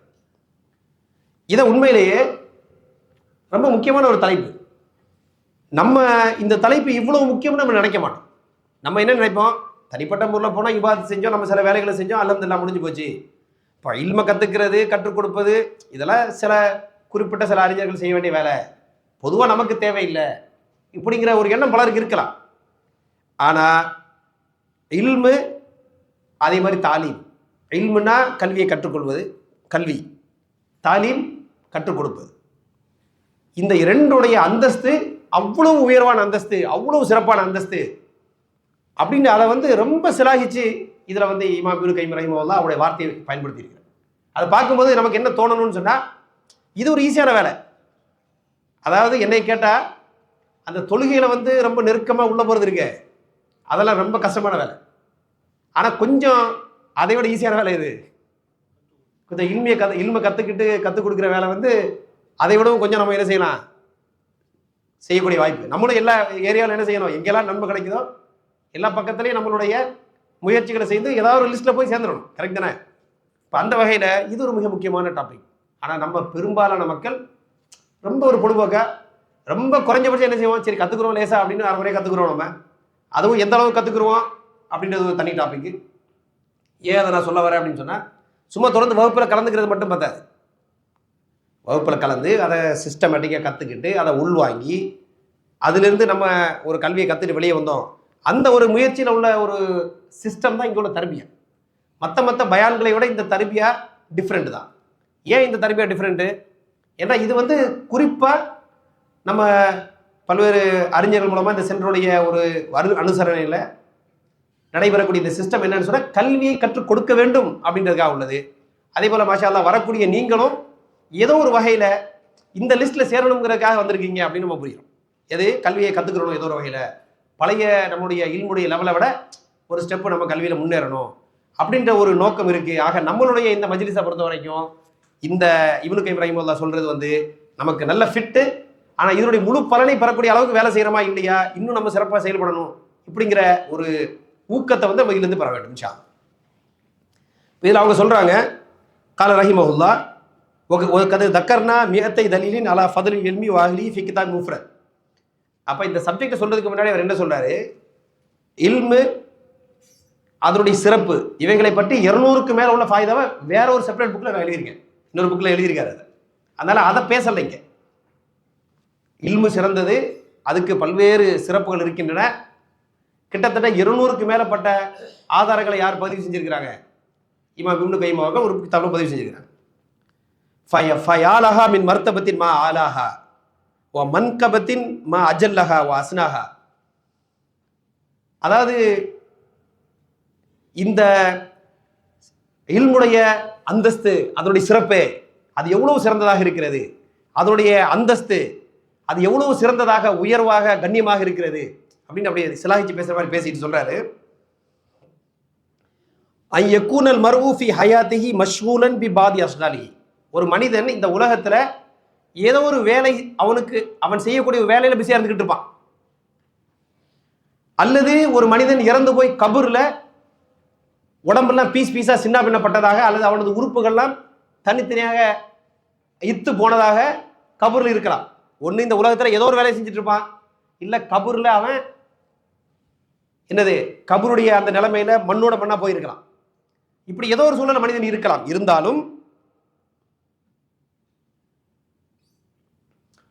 வசுஹுஃபு ஹஸனாத்திஹி முத்தஸாயிதத்துன், இப்படிப்பட்ட சூழல் அவன் வாழ்ந்து கொண்டிருக்கான். எப்படி இருக்கான் மனுஷன்? இந்த உலகத்துல ஏதோ வேலை செஞ்சுட்டு இருக்கான், அல்லது கபூர் குழியில மண்ணோட மண்ணா போயிருக்கான். இப்படி இருக்கக்கூடிய நேரத்துல அதே வேளையில அவனுடைய சுஹுஃப், அவனுடைய பட்டோடை, அந்த அந்த அமல்கள் எழுதக்கூடிய அந்த ஓலை எப்படி இருக்கும், நல்ல அமல்கள் அதில் அதிகரித்து கொண்டே போகும். தொடர்ந்து சிறப்பான அமல்கள் அதில் பதிவு செய்யப்பட்டு கொண்டே வரும். சிறந்த நன்மையான காரியங்கள் அவனுக்கு கிஃப்டா வந்துகிட்டே இருக்கும், அவன் அறியாத பல புறத்திலிருந்து வந்துகிட்டே இருக்கும். இது எவ்வளவு சிறப்பான ஒரு ஸ்டேட்டஸ், எவ்வளவு சிறப்பான ஒரு அந்தஸ்து, எவ்வளவு உயர்ந்த நிலைமை அப்படின்னு இமாம் ஒரு டைம் சொல்றார். அப்ப எப்படி இது வருது? அதாவது இவர் ஏதோ ஒரு வேலை செஞ்சுட்டு இருக்காரு. அப்ப வேற ஏதோ ஒரு வேலை செய்யறா என்ன அர்த்தம்? நன்மை சம்பாதிக்கிற மாதிரி ஒரு பெரிய வேலையை செய்யல, தன்னுடைய ஏதோ ஒரு தேவையான ஒரு தொழிலை செஞ்சுட்டு இருக்கிறார். அல்ல கபர் குழியில போய் மண்ணோட மண்ணா போனா என்ன செய்ய முடியாது, எந்த வேலையும் செய்ய முடியாது. ஆனா என்ன நடக்குது, எது ஆக்டிவா இருக்குது அவருக்கு? அவருடைய அந்த நன்மைகள் எழுதக்கூடிய அந்த பட்டோலை, அந்த ஓலை என்பது பிஸியா இருந்துகிட்டே இருக்கு. தொடர்ந்து என்னது லோட் ஆகிட்டே இருக்குது, தொடர்ந்து அடிஷன் வந்துகிட்டே இருக்குது. என்னது நல்ல மனிதர்கள் அடி கூட கூட்டிகிட்டு இருக்குது, நல்ல மனிதர்கள் கிஃப்டா வந்துகிட்டே இருக்கு அவருக்கு. அவருக்கு எங்கேருந்து வருதுன்னே தெரியல, எங்கேருந்து இதெல்லாம் வருது, அது பாட்டுக்கு வந்து கூட்டிக்கிட்டே போயிட்டே இருக்குது. இப்படி ஒரு சூழல் எவ்வளவு சிறப்பானது என்று இப்னு கைம் ரஹிமஹுல்லாஹ் சொல்றாங்க. அப்ப இந்த சூழல் வருவதற்கு என்ன சாத்தியம் இருக்குது? என்ன சாத்தியம் என்று சொன்னால் இதை அவர் சொல்லி காட்டுறாரு. தில்க வல்லாஹி அல் மகாரிமு வல் கனாயிம், இது நிச்சயமாக மிகப்பெரிய கண்ணியம், அதே மாதிரி மிகப்பெரும் கொள்ளை பொருள். கொள்ளை பொருள் சொன்னா என்னதுன்னா, அப்படியே நம்ம எடுத்துட்டு போலாம் செல்வம், அப்படி கொட்டி கிடக்கக்கூடிய செல்வம் நம்ம என்ன செய்யலாம், அப்படியே அதை அந்த பொக்கிஷத்தை அள்ளி எடுத்துக்கொள்ள வேண்டும். அப்படிப்பட்ட ஒரு பொக்கிஷம் தான் இந்த விஷயம். உஃபி தாலிக ஃபல்யதனாஃபஸில் முத்தனாஃபிஸூன், இப்படிப்பட்ட விஷயத்தை நோக்கி யார் போட்டி போட ஆசைப்படுகிறீர்களோ நீங்க அதுக்கு போட்டி போடுங்க. எதுக்கு? இப்படிப்பட்ட கொள்ளை செல்வத்தை, இப்படிப்பட்ட தொடர்ந்து நம்ம கபர் குழியில போனா கூட தொடர்ந்து நம்ம கிஃப்டா நன்மை வந்துகிட்டே இருக்கும். அப்படிப்பட்ட அந்த விஷயத்துக்கு நீங்க போட்டி போடுங்க. இந்த விஷயத்துக்கு யார் பொறாமப்படுறீங்களோ பொறாமப்படுங்க, வேற எதுக்கு பொறாமப்படாதீங்க. இந்த விஷயத்துக்கு பொறாமப்படுகிற என்ன அர்த்தம்? மற்றவனுக்கு கிடைக்கூடாது, எனக்கு கிடைக்கணும் இல்லை, எனக்கும் கிடைக்கணும் அப்படின்னு பொறாமப்படுங்க. இதுதான் அல்லாஹு யாருக்கு ஃபதுலை கொடுக்க வேண்டும் என்று நாடுகிறார்களோ அவர்களுக்கு அல்லாஹ் தரக்கூடிய ஃபதுலாக இருக்கிறது. அல்லாஹு மிகப்பெரும் ஃபதுல்களுக்கு, அருள்கொடைகளுக்கு சொந்தக்காரனாக இருக்கிறார் என்று தரிக்குல் ஹிஜ்ரத்தைன் என்று சொல்லக்கூடிய கிதாப்ல இப்னு கைம் ரஹிமஹுல்லாஹ் பதிவு செய்கிறார். அப்ப இது ஒரு மிக முக்கியமான விஷயம். என்னவென்று சொன்னால், கல்வியை கற்றுக்கொண்டிருக்க வேண்டும், அதே மாதிரி கல்வியை கற்றுக் கொடுக்க வேண்டும். இப்போ கல்வியை கற்றுக் கொடுப்பது பார்த்தீங்கன்னு சொன்னால், நம்ம இபாதத்தை அவுட் சோர்ஸ் பண்ணுற மாதிரி. அவுட் சோர்ஸ் மட்டும் இல்லை, அது பெர்மனன்ட் அவுட் சோர்சிங் மாதிரி. நம்ம ஏதோ ஒரு வேலை செஞ்சால் கூட அது நடக்குது, நம்ம சார்பாக யாரோ இபாதத்தை செஞ்சு நமக்கு நன்மை அனுப்பிட்டு இருக்காங்க. இது எப்படி நடக்கும்? அவங்களுக்கு மார்க்க ரீதியான கல்வியை நம்ம கற்றுக் கொடுப்பது, அது எந்த கல்வியாக கூட இருக்கலாம்.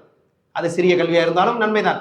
ஒரு திருக்குறான ஓதுவுக்கு ஒருத்தர் சொல்லி கொடுத்தா கூட ஏதோ ஒரு கணக்கு நமக்கு வந்துகிட்டே இருக்கும். அதே போல எவ்வளவு முடியுமோ அந்த அளவுக்கு நம்ம கல்வியை கற்றுக்கொள்ள வேண்டும், அல்லது கற்றுக் கொடுப்பதற்கு நம்ம முயற்சி செய்ய வேண்டும், அல்லது இந்த பணியில ஏதோ ஒரு வகையில் ஒத்தாசை செய்ய வேண்டும். எல்லா 100க்கு 100 நீங்க தான் போய் கற்றுக் கொடுக்கணும் அவசியம் இல்லை. இப்போ கற்றுக் கொடுக்கக்கூடிய ஏற்பாடு இருக்கு, அதனுடைய சிஸ்டத்தை ரெடி பண்ணி தருவது, அதுக்குள்ள ஏற்பாடுகளை செய்வது, இப்படி ஏதோ ஒரு வகையில கல்வியை கற்றுக்கொள்ளுதல், கற்றுக் கொடுத்தல் என்பதுல நம்ம பங்களித்து கொண்டே இருந்தோம் என்று சொன்னால், நம்ம இறந்த பிறகு தொடர்ந்து ஏதோ ஒரு வகையில் நமக்கு என்ன செய்யும், நன்மை கொட்டி கொண்டே இருக்கும். அதற்கு அல்லாஹு போதுமானவனாக இருக்கிறான் என்பதை விஷயத்தை புரிந்து கொள்ள வேண்டும். அப்ப இதுல பாத்தீங்கன்னு சொன்னா, திருக்குறான்ல அல்லாஹ் ரப்புல் ஆலமீன் இந்த இல்முடைய ஃபதுல் சிறப்பை பல இடத்துல சொல்லுவதை நம்ம பார்க்குறோம். அதே மாதிரி ஒரு ஹதீஸ், இந்த ஹதீஸ் பார்த்தீங்கன்னு சொன்னால், கற்றுக்கொள்ளுதல் கற்றுக் கொடுத்தல் அதனுடைய சிறப்பு இந்த ஹதீஸில் நீங்கள் பார்க்கலாம். எந்த ஹதீஸில் பார்க்கலாம் சொல்லுங்க? கற்றுக்கொள்ளல், கற்றுக் கொடுத்தல். ஐவா, இந்த ஹதீஸ் என்னது? ஹைருக்கும் அதான் ஓகே கரெக்டு. ஹைருக்கும் மன் தஅல்லமல் குர்ஆன வ அல்லமஹு. உங்களுக்கு சிறந்தவர் யார் என்று சொன்னால் யார் தான் கற்றுக்கொண்டு திருக்குறானை தானும் கற்றுக்கொண்டு மற்றவர்களுக்கு கற்றுக் கொடுப்பவர்.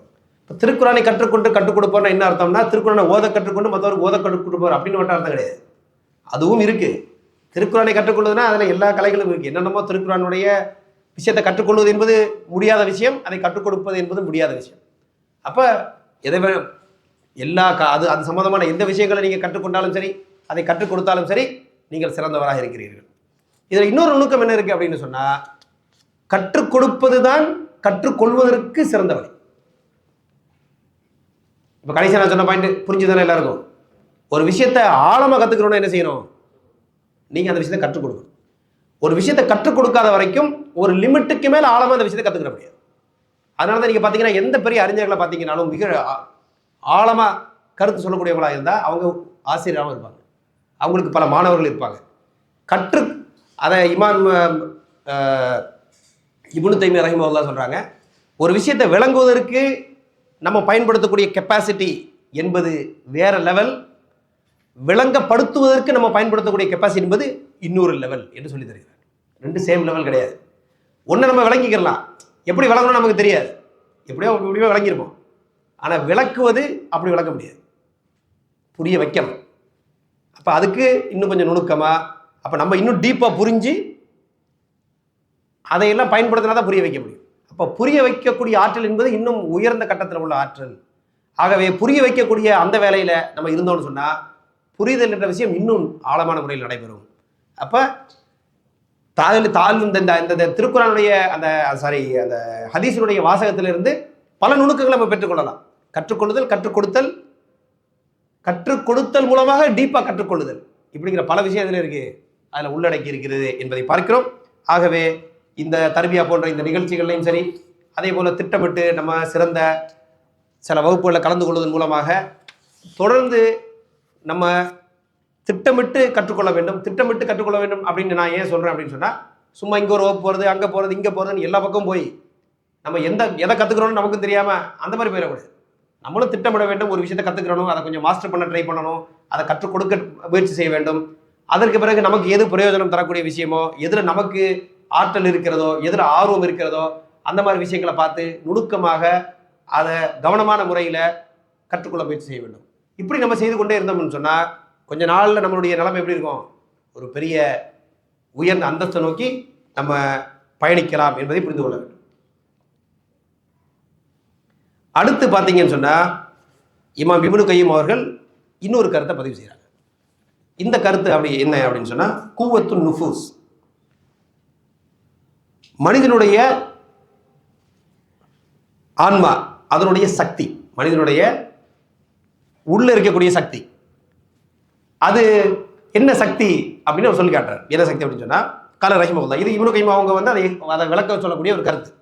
கால ரஹிமஹுல்லாஹ், அந்நஃப்ஸு ஃபீஹா குவத்தான், ஒரு மனிதனுடைய செல்ஃப் இருக்குது, அதுக்கு இரண்டு சக்திகள் இருக்கின்றன. ஒன்று அல் இக்தாமு ஒல் இஹ்ஜாம், அதாவது செயல்படும் சக்தி, தடுத்து கொள்ளும் சக்தி. ஒரு விஷயத்தை செயல்படுத்துவதற்கு ஊக்கப்படுத்தும் சக்தி, செயலாற்றுவதை ஊக்கப்படுத்தும் சக்தி, ஒரு விஷயத்தை செய்யாமல் தடுத்துக் கொள்ளும் சக்தி. இப்படி ரெண்டு சக்தி இருக்கு.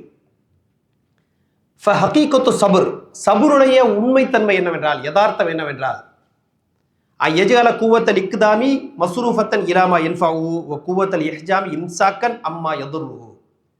அதாவது ஒரு மனிதன் ஒரு காரியத்தை செயல்படுத்தக்கூடிய சக்தியை தனக்கு பயன் தரக்கூடிய காரியங்களிலே அதை பயன்படுத்தவும், தடுத்து கொள்ளக்கூடிய சக்தியை தனக்கு கேடு விளைவிக்கக்கூடிய காரியங்களிலிருந்து பாதுகாப்பதற்கு அதை கொண்டு தடுத்து கொள்ளவும் பயன்படுத்தக்கூடிய ஒரு கெப்பாசிட்டி ஒருத்தனுக்கு இருக்கும் என்று சொன்னால், அந்த நிலைமைக்கு பேர் தான் சபுர் என்று சொல்லி தருகிறார்.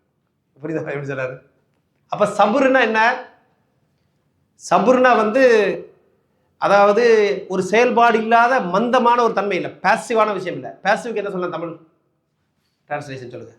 பாசிவ். மந்தம் சொல்லிட்டேன் நான் ஆல்ரெடி. அது நல்ல வேடா, அதை விட பெட்டர் வேர்டு இருக்கா? ஒரு செயல்பாடற்ற. என்ன பாரி செய்றீங்க? நான் சபுரா இருக்கேன். அப்படின்னா என்ன அர்த்தம்? ஒன்றும் செய்யாமல் சும்மா இருக்கேன் அப்படி இல்லை.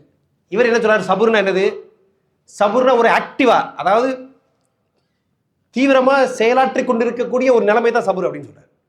என்ன செயலாற்றி கொண்டிருக்கிறது? 2 கோணம் செயல்பட்டு கொண்டிருக்கிறது. ஒருத்தர் சபுர்ல இருக்கிறாரு அப்படின்னா என்ன நடக்குது? நன்மையான காரியம், தனக்கு பயன் தரக்கூடிய காரியத்தை செயல்படுத்தக்கூடிய அந்த ஆற்றலை செயல்படுத்துவதற்கு பயன்படுத்திக்கிட்டே இருக்கிறார். அதே நேரத்தில் இன்னொரு ஆற்றல் எடுக்கிறார். அது என்ன ஆற்றல்? ஒரு விஷயத்திலிருந்து தன்னை தடுத்துக் கொள்ளக்கூடிய ஆற்றல். இதை எடுத்து தீவிரமாக பயன்படுத்தி தனக்கு பயனற்ற விஷயத்தை தடுத்துக் கொண்டே வருகிறார். தொடர்ந்து தடுத்துக்கிட்டே வராரு, தொடர்ந்து செயல்பட்டுக்கிட்டே வராரு. இப்படி இருக்கக்கூடிய நிலைமை தான் சபுர்.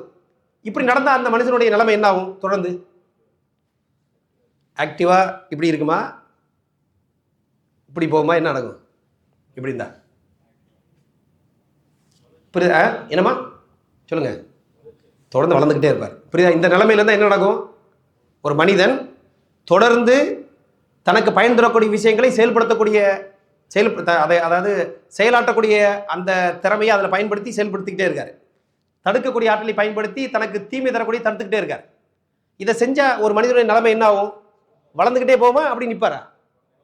வளர்ந்துக்கிட்டே போவார். இப்போ ஒரு மனிதன் தொடர்ந்து நன்மையை நோக்கி வளர்ந்து கொண்டே பலமாகி கொண்டே செல்லக்கூடிய அந்த வளர்ச்சி, அதுதான் சபுர் என்று சொல்ல முடியும். அப்ப சபுர்னா என்னது? நான் சபுரா இருக்கேன் அப்படி இல்லை. சபுர் சபுர்னா அவர் தொடர்ந்து ஆக்டிவா முன்னேறிக்கிட்டே போறாரு, நன்மையை நோக்கி நகர்ந்துக்கிட்டே போறாரு, தீமையை விட்டு விலகிக்கிட்டே போறாரு. இதுதான் பேலன்ஸ். இந்த பேலன்ஸ் தான் சபுர் என்று சொல்கிறார். அப்போ சபுர் டீப்பான முறையில் சொல்றாரு. இப்போ இதுல பார்த்தீங்கன்னு சொன்னா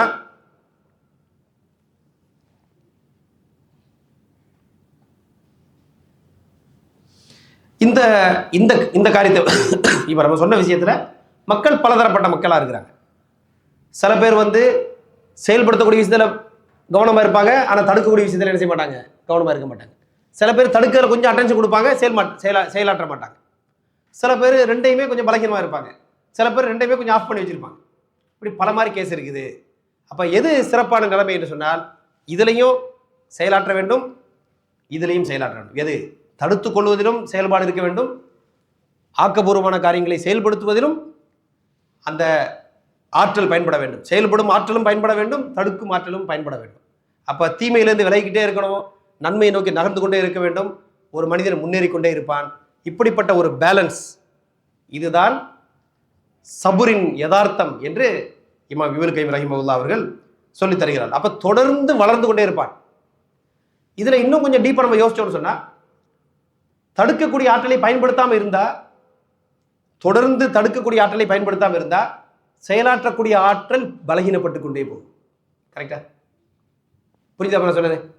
தடுக்கக்கூடிய ஆற்றலை பயன்படுத்தலன்னு வைங்க, அப்ப என்னது?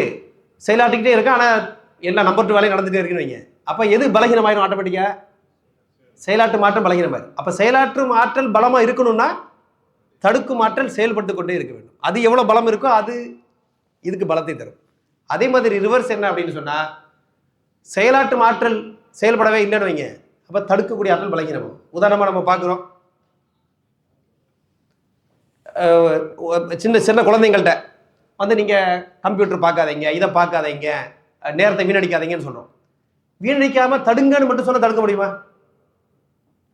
தடுக்க முடியாது. தடுத்துட்டு என்ன செய்வாங்க? அவங்க செய்வதற்கு ஒண்ணும் இல்லை. அப்ப தடுக்கிறதுக்கு என்ன செய்யணும்னு சொன்னா, அதை செய்யாம செய்வதற்கு இன்னொன்னு தரணும். அப்ப அந்த செயலாற்றுவதற்கு ஒரு ஏரியாவை தரணும்.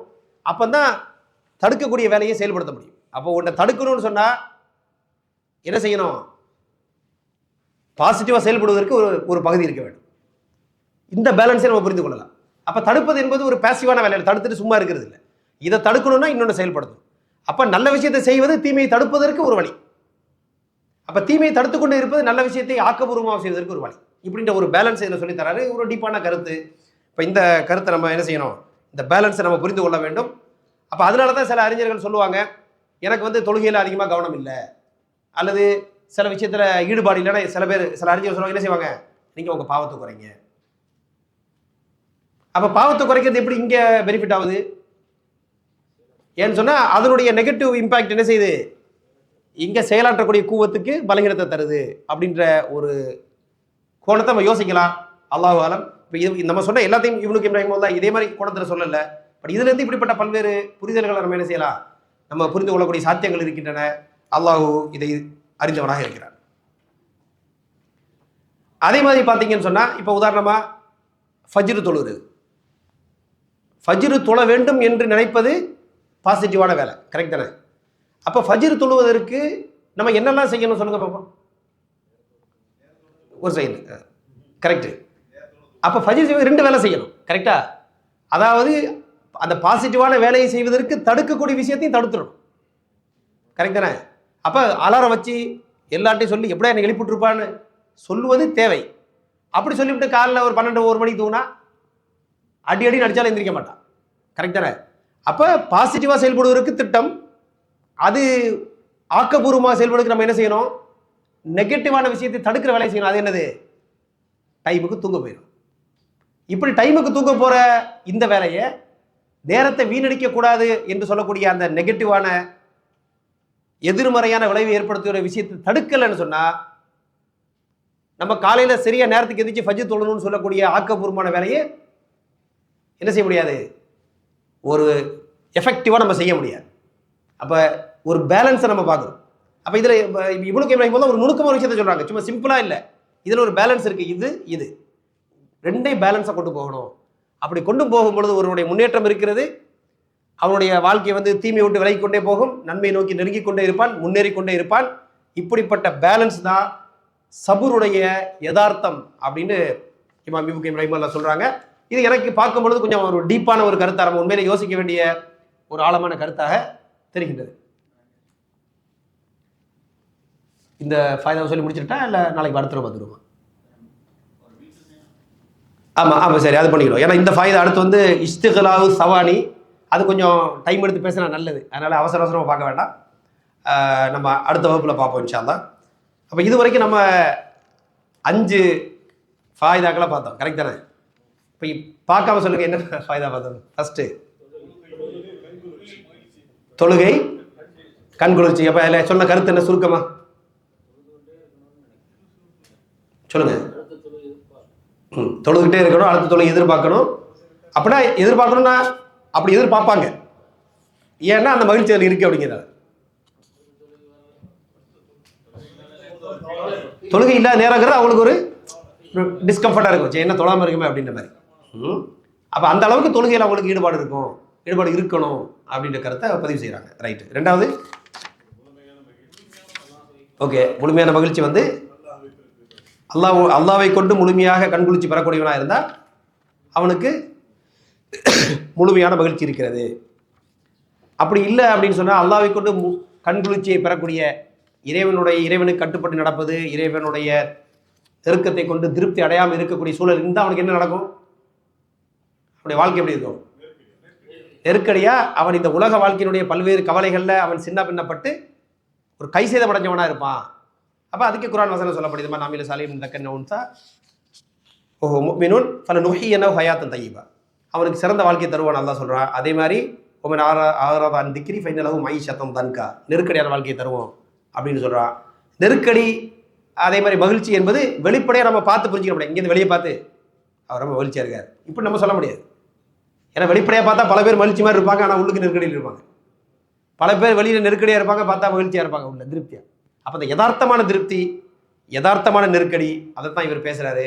அப்போ அப்படி வாழக்கூடியவங்களுக்கு இம்மையிலும் மறுமையிலும் அவங்களுக்கு சிறப்பு இருக்கிறது. அடுத்து 3வது ஃபைதா என்னம்மா? உறுதியினுடைய யதார்த்தம். அப்போ இந்த உலக வாழ்க்கையில் சிராத்தல் முஸ்தகீம் என்று சொல்லக்கூடிய நேரான பாதையில் எவ்வளவு உறுதியாக இருக்கிறாரோ அவ்வளவு மறுமையில் அந்த சிராத்தை கடப்பதில் அவர் உறுதியான முறையில் இருப்பார். அப்போ இங்கே உறுதி குறைஞ்சா அங்கே அந்த பலகீனத்தை பார்ப்பார். அப்போ அதில் கவனமாக இருக்கணும் அப்படின்ற அந்த கருத்தை அவர் சொல்லித் தருகிறார். அடுத்து கல்வியை கற்றுக்கொள்வது, கற்றுக் கொடுப்பது இதனுடைய சிறப்பு. அப்போ இமாம் இப்னு கையிம் அவர்கள் இது ஒரு ரொம்ப சிறப்பான ஒரு செயல்பாடு. எந்த அளவுக்கு சிறப்புன்னு சொன்னால், இந்த செயல்பாட்டில் ஈடுபடக்கூடியவர்கள் பின்னாடி அவங்க ஏதாவது ஒரு வேலையை செஞ்சுட்டு இருப்பாங்க, அல்லது கபர் குழியில் இறந்து போய் மண்ணோடு மண்ணாக போயிருப்பாங்க, ஆனால் அவங்களுடைய ஏடு என்ன செஞ்சுட்டு இருக்கும், தொடர்ந்து அப்டேட் ஆகிட்டே இருக்கும். டெய்லி அதில் வந்து நன்மை வந்துக்கிட்டே இருக்கும், டெய்லி நன்மை கிஃப்டாக வந்துக்கிட்டே இருக்கும். எங்கேருந்து வருதுன்னு அவங்களுக்கே தெரியாது. ஏன்னா அவங்க ஒருத்தருக்கு சொல்லி கொடுத்துருப்பாங்க, அவர் போய் யாரையாருக்கோ சொல்லி கொடுத்து பெரிய லெவலில் போயிருக்கும். அப்போ யாரோ செஞ்சவங்கெல்லாம் நன்மை வந்துக்கிட்டு இருக்கும். இதெல்லாம் எப்படி வந்துச்சு, இந்த நன்மை எனக்கு எப்படி வருது தெரியாது, ஆனால் கிஃப்ட் வந்துக்கிட்டே இருக்கும். இப்படி தொடர்ந்து கிஃப்டாக நன்மை வந்து கொண்டு நன்மை ஏடு ஆக்டிவாக அதிகரித்து கொண்டே போகணும் அப்படின்னு சொன்னால், இப்படிப்பட்ட ஒரு சிறந்த கொள்ளை பொருள் பொக்கிஷ மாதிரி இருக்கக்கூடிய அது பெரிய ஒரு கண்ணியமான ஒரு வாய்ப்பு. இதை நம்ம அப்படியே முழுமையாக பயன்படுத்திக்கிறணும் அப்படின்ற மாதிரி ஒரு கருத்தை இமாம் இப்னு கய்யிம் ரஹிமஹுல்லாஹ் தான் சொல்கிறாங்க. அடுத்தது குவத்து நுஃபூஸ், என்னவா, ஆன்மாவின் சக்தி. Very good.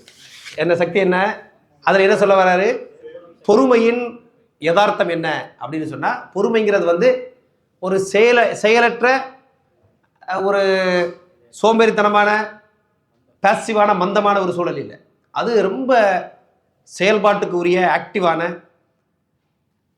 2 விதமான சக்திகளை சிறப்பான முறையில் பயன்படுத்தி கொடுக்கக்கூடிய ஒரு நிலைமை அப்படின்னு சொல்கிறாங்க. ஒரு சக்தி என்னது, நல்ல விஷயத்தை செயலாற்றுவதற்கு உள்ள சக்தியை அதில் பயன்படுத்தணும்.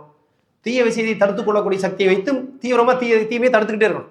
இப்போ தீமையை தடுக்கிறது வந்து சும்மா கதவை மூடிட்டு போனோன்னு இல்லை, தொடர்ந்து அங்கே நின்று தடுத்துக்கிட்டு இருக்கணும். மீன் அது ஒரு ஆக்டிவான வேலை. புரியுதா? ஆக்டிவ்னு சொன்னால் புரியுது தானே எல்லாருக்கும்? ஆக்டிவ்னு சொன்னால் சும்மா ஒரு வேலையை முடித்தோம் ஒதுக்கிட்டோன்னு இல்லை, அங்கே தொடர்ந்து தடுத்துக்கிட்டே இருக்கணும், இங்கே தொடர்ந்து செஞ்சுக்கிட்டே இருக்கணும். இப்படி 2 விதமான ஒரு அந்த அந்த 2 விதமான சக்திகளை தொடர்ந்து செயல்படுத்துவது என்பது சபுருக்கு அதனுடைய யதார்த்தம். இதை ஒருத்தர் செஞ்சால் நம்ம என்ன புரிஞ்சுக்கிறோம், நிச்சயமாக முன்னேறிட்டே போவான். ஏன்னா நன்மையை நிறைய செய்கிறான், தீமையிலும் தடுத்துக்கிறான்.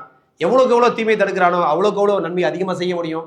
எவ்வளோக்கு எவ்வளோ அதிகமாக நன்மை செய்கிறானோ தீமையை தடுத்துக்கிறானோ அவ்வளோக்கு அவ்வளோ என்ன செய்வான், முன்னேறிக்கொண்டே போவான். அப்போ தொடர்ந்து முன்னேற்ற பாதையிலேயே பயணித்துக் கொண்டிருக்கக்கூடிய அந்த ஒரு நிலைமை தான் இந்த சபுர் என்று சொல்லக்கூடியது யதார்த்தமாக இருக்கிறது. இந்த பேலன்ஸ் தடுமாறுனா ஒவ்வொன்றும் இன்னொன்று பாதிக்கும். தீமையை தடுக்காமல் இருந்தால் நன்மையை செய்யக்கூடிய அந்த கூவத்து பலகீனமாகக்கூடிய வாய்ப்பு இருக்கிறது. இதை செய்யாமல் இருந்தால் தீமையை தடுக்கக்கூடிய கூவத்து பலகீனமாகக்கூடிய வாய்ப்பு இருக்கிறது. ஆகவே இதையெல்லாம் புரிந்து கொண்டு நம்ம செயல்படுத்தணும் அப்படின்னு சொன்னால் தொடர்ந்து இந்த முன்னேற்ற பாதையிலே பயணித்துக் கொண்டிருப்பான். இதுதான் உண்மையிலேயே சபுர் என்றால் என்ன என்று சொல்லப்படுகிறது. அதனால தான் திருக்குறானுடைய சில வசனங்களில் சபுரா இருக்கக்கூடிய இவ்வளோ பேர் இருந்தாங்கன்னு சொன்னால் இவ்வளோ பேரை வெற்றி கொள்ளலாம் அப்படின்னு சொல்ற அன்பால் வரக்கூடிய விஷயத்தை பார்த்தீங்கன்னா, இப்போ சபுர்னாங்க என்ன, உண்மையிலேயே மிகப்பெரிய வீரர்கள் அப்படிங்கிறவங்களுக்கு சொல்லக்கூடிய கருத்தாக பார்க்குறோம். அப்போ செயல் வீரர்கள் தான் சபுராளிகள் அப்படின்றத என்ன செய்யலாம், இதிலிருந்து குலாசாவை புரிந்து கொள்ளலாம். ஆக ரொம்ப உண்மையிலே ஆழமான சில கருத்துக்கள் நம்ம பார்த்துருக்கிறோம். அல்லாஹ் ரப்புல் ஆலமீன் நம்ம கேட்ட விஷயங்களுடைய நல்ல விஷயங்களை விளங்கி அதை கொஞ்சம் கொஞ்சமாக வாழ்க்கையில் நடைமுறைப்படுத்தி படிப்படியாக முன்னேற்றத்தை நோக்கி பயணிக்கக்கூடிய நண்பர்களாக என்னையும் உங்களையும் தௌஃபீக் செய்ய வேண்டும் என்று பிரார்த்தித்தோட எனது உரையை முடித்துக் கொள்கின்றேன்.